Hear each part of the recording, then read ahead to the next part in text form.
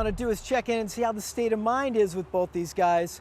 Typically what we find is when a dog starts to relax into the heel, stop pulling, be less anxious, be more tuned into the owner, we already get a ton of benefits state of mind wise. Now, just a while ago, both these guys were pulling at each other.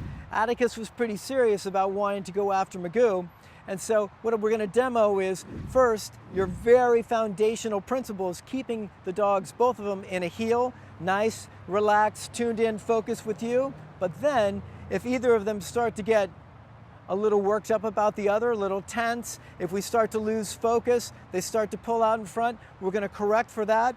And we're going to also correct for any kind of untoward looking, targeting, intensity, stuff like that. So let's check it out. I'm going to walk off camera a little bit to get a little head of steam. Laura's down there. We're going to do some walk-bys.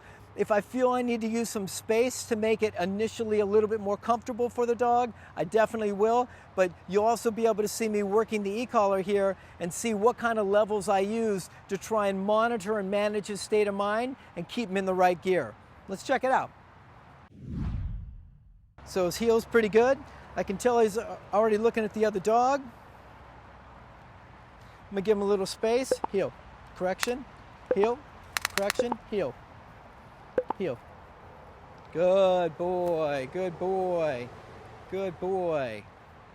Hopefully what you guys can see straight away is that instead of this explosive response, we're actually seeing a much more manageable response. A lower state of mind, lower intensity, more relaxed dog that I can actually communicate with and influence. So I went from, I think, 9 up to 15 or 10 up to 15. So it's a pretty good example of, as state of mind increases, the remote's got to increase in order to override that state of mind increase that's happening. Your first and foremost goal, come on Laura, is the heel position.